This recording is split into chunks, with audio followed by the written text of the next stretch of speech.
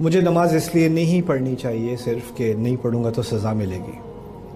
اصل میں قرآن نے نماز کے مقاصد، اصل مقصد کیا ہے کہ میرا رب مجھے یاد رہے. اقم الصلاۃ لذکری، اپنے رب کو یاد رکھنا. اور پھر کہا ہے ان الصلاۃ تنہی عن الفحشاء والمنکر، کہ نماز بے حیائیوں سے اور گناہوں سے روکنے والی چیز ہے. میں نے نماز کی طرف آنا ہے اپنی حفاظت کے لیے. اگر سارا رشتہ میرا نماز کے ساتھ صرف یہ ہے کہ میں عذاب سے بچنے کے لیے نماز پہ آ رہا ہوں، تو بس وہ حاضری دے کے میں فوراً نکل جاؤں، چلو منیمم ریکوائرمنٹ پوری ہو گئی. میں نماز کے لیے کی طرف اپنی صحت کے لیے نہیں آ رہا، اپنی بہتری کے لیے نہیں آ رہا، اپنے دل کو زیادہ مضبوط کرنے کے لیے نہیں آ رہا، بس عذاب سے بچنے کے لیے آ رہا ہوں.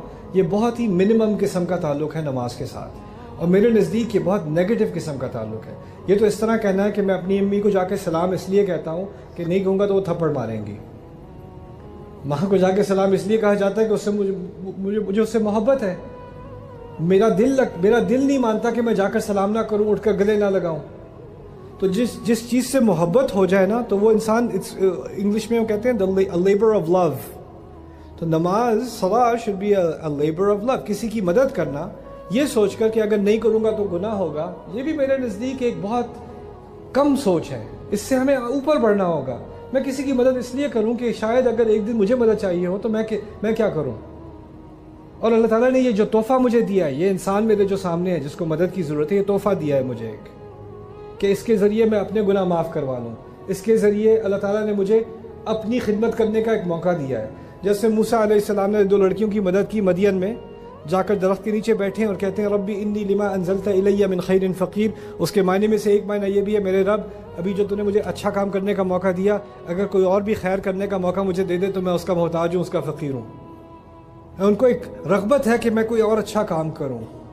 اب آتے ہیں قرآن کی طرف. میرے نزدیک قرآن اس طرح کا پڑھا کہ پڑھو، نہیں پڑھو گے تو قیامت کے دن تمہارے خلاف گواہی دے گا، یہ ہوگا وہ ہوگا. ٹھیک ہے، وہ باتیں بعد میں ہو جائیں گی. پہلے I think we need a labour of love. پہلے وہ جس چیز کی ہمیں ضرورت ہے کہ یہ قرآن الرحمن نے بھیجا. الرحمن علم القرآن، شدید محبت اور خیال کرنے والا. الرحمن، رحمت کے لفظ سے آپ کو عربی کے جو اس کے معنی ہیں وہ سامنے نہیں آتے اتنی آسانی سے اردو میں. رحمت میں شدید محبت بھی ہے اور خیال کرنا بھی ہے. جس ہستی کو مجھ سے اتنی شدید محبت کہ کسی اور کو مجھ سے اتنی محبت نہیں جتنی اس کو ہے، اور جتنا وہ میرا خیال کرتا ہے کسی اور کو میرا اتنا لحاظ نہیں، اتنا خیال نہیں جتنا اس کو ہے. اس نے اپنی محبت کی بنیاد پر فیصلہ کیا کہ وہ مجھے قرآن سکھائے. الرحمن علم القرآن. اور قرآن میں کیوں پڑھوں؟ اس لیے نہیں پڑھوں کہ نہیں پڑھو گے تو گناہ ہوگا یا گلٹ کی بنیاد پر. کیونکہ ہوا کیا ہے کہ ہمارے کلچر میں سارا کا سارا اسلام گلٹ کی بنیاد پر کھڑا ہے. نماز نہیں پڑھو گے تو یہ گناہ ملے گا، یہ نہیں کرو گے تو یہ ہوگا، یہ نہیں کرو گے تو یہ ہوگا، شرم کرو شرم کرو شرم کرو شرم کرو. Guilt guilt guilt guilt guilt.